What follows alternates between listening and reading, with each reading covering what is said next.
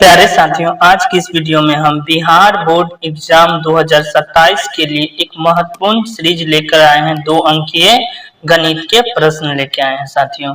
तो आज की इस वीडियो में हम साथियों टोटल 5 प्रश्न देखेंगे। 1 से लेकर 5 प्रश्न देखेंगे जो बिहार बोर्ड के किसी न किसी वर्ष पूछे गए हैं साथियों।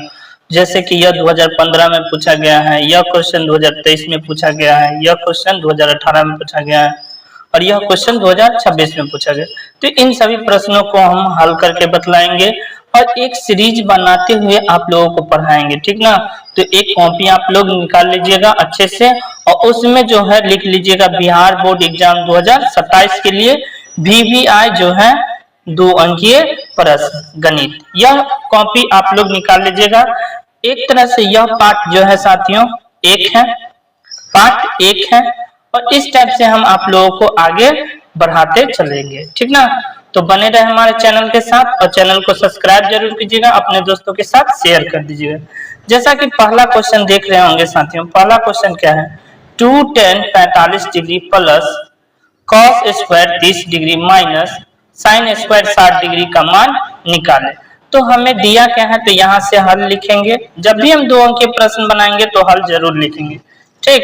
उसके बाद सवाल लिखेंगे 2 tan स्क्वायर 45 डिग्री और प्लस में cos स्क्वायर 30 डिग्री और फिर माइनस का sin स्क्वायर 60 डिग्री। तो यहाँ से समझिए साथियों, 2 का तो 2 ही रहेगा। tan 45 डिग्री का मान होता है 1, तो 1 का स्क्वायर लिखेंगे।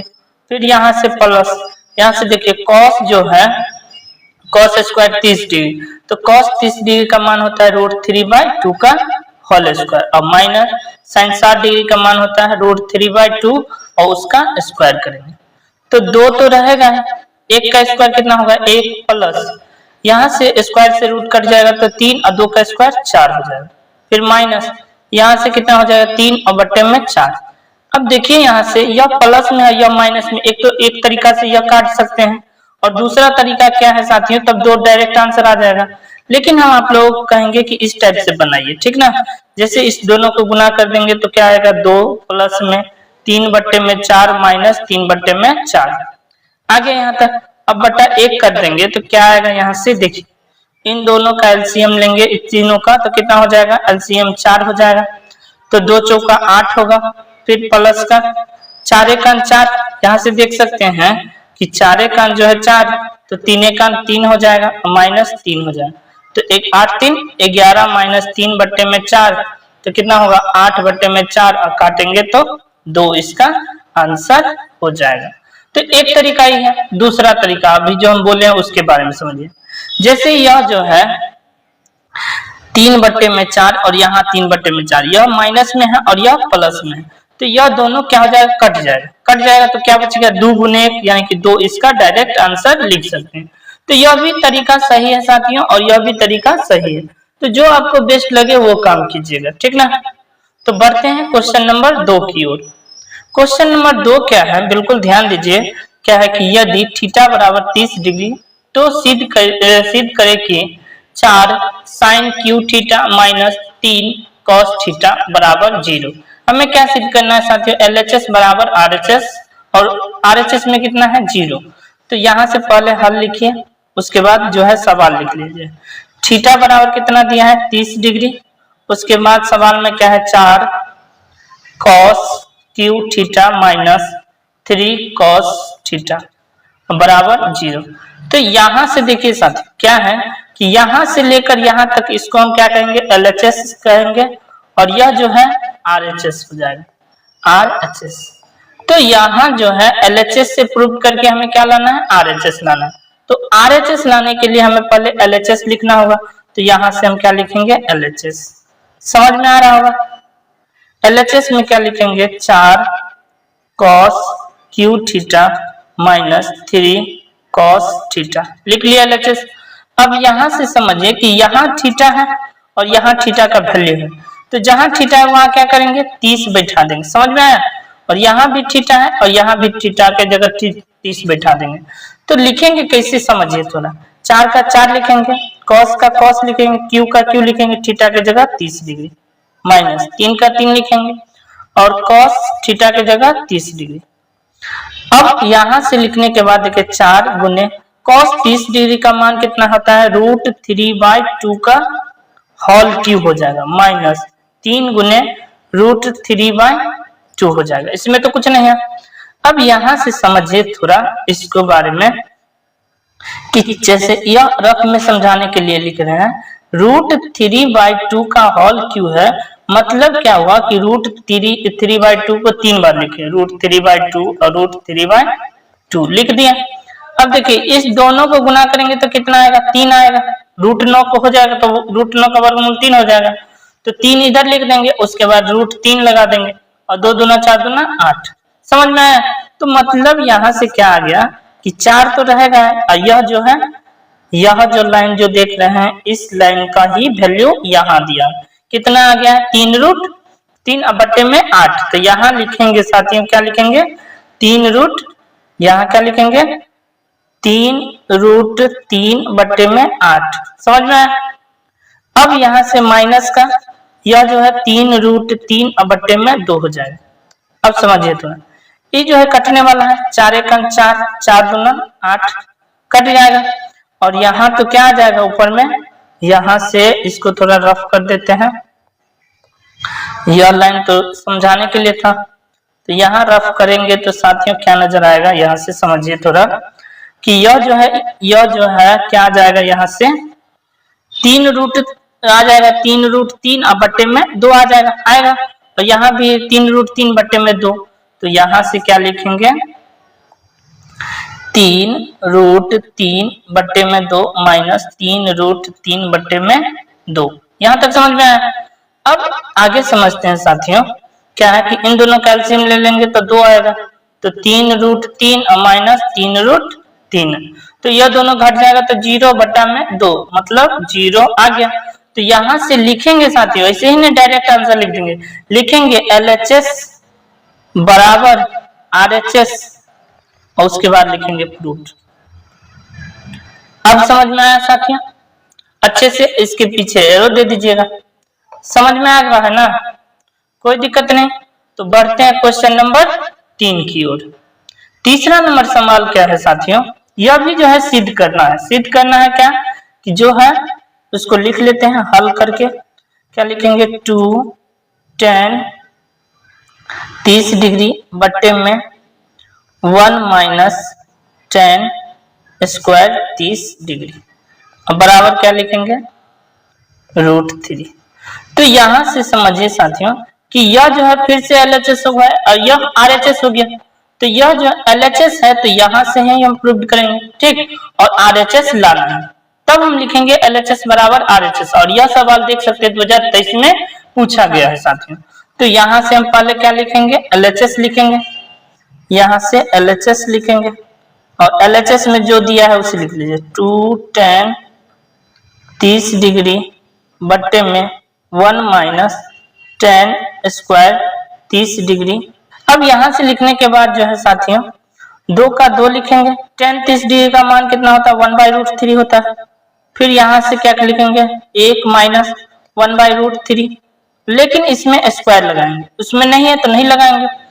अब समझिए थोड़ा इस लाइन को साथियों, क्या है कि 2 को यहां से इस दोनों को गुना करेंगे तो 2 को 1 से गुना करेंगे 2 हो जाएगा, अब बट्टे में क्या हो जाएगा, √3, 2 बट्टे में √3 आएगा कि नहीं ऊपर वाला लाइन से।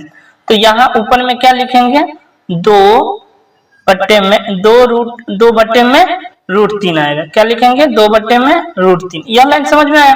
क्या किए एक बार और समझिए, इस दोनों को गुना किए तो 2 को 1 से गुना करेंगे 2 आ गया और नीचे में √3 आ गया। समझ में आ रहा है? अब फिर यहां से क्या करेंगे, एक लाइन खींचेंगे और यहां से लिखिए, एक का तो एक ही लिखेंगे, एक का तो एक ही लिखेंगे यहाँ। समझ में आ रहा है? और इसका जब स्क्वायर करेंगे तो कैसे लिखेंगे, देखिए एक का एक लिखेंगे माइनस, एक का स्क्वायर करेंगे, यहाँ से एक का स्क्वायर करेंगे तो 1 होगा, स्क्वायर से रूट कट जाएगा तो 3 आ जाएगा। समझ में आ रहा है? तो यहाँ कितना आ जाएगा, 1 बट्टे में 3 आ जाएगा। क्या आ जाएगा, 1 बट्टे में 3 आ जाएगा। समझ में आ रहा है? अब यहाँ से देखिए इसमें कुछ नहीं है तो बट्टा 1 करेंगे, ऊपर वाला वैसे ही रहने दीजिए, ऊपर वाला ऐसे ही 2 बट्टे में √3 रहने दीजिए और बट्टे में यहाँ से देखिए फिर से 1 बटा दीजिए, इन दोनों का एलसीएम लेंगे तो 3 हो जाएगा, 1 तिया 3 मतलब 3 इधर और -1 इधर। समझ में आया? अब यहाँ से समझिए 2 बट्टे में √3 तो रहेगा और फिर यहाँ से क्या हो जाएगा, 3 में से 1 गया तो 2 और बट्टे में 3। अब यहाँ देखिए क्या बट्टा है, 1 2 3 4 को बट्टा है तो 2 को बट्टा सेम लिखिए, ऊपर वाला सेम लिख दिए, यह दोनों बट्टा जो है सेम लिख दिए यहाँ, और इस बट्टा में नीचे वाला को क्रॉस गुना कर देंगे, 3 ऊपर में और 2 नीचा में लिखेंगे। समझ में आ रहा है? क्या किए कि इस 2 को जो है ऊपर में लिखेंगे और 3 को नीचे में लिखेंगे, यानी कि इसको ऊपर में और इसको नीचे में लिखेंगे। लिख कर दिखलाते हैं। देखिए यहाँ तो क्रॉस गुना करेंगे और इस 3 को क्या बोले हैं ऊपर लिखेंगे और 2 को नीचे लिखेंगे, तो यहाँ से यह 2 से यह 2 कट जाएगा तो बचेगा क्या, 3 बट्टे में √3।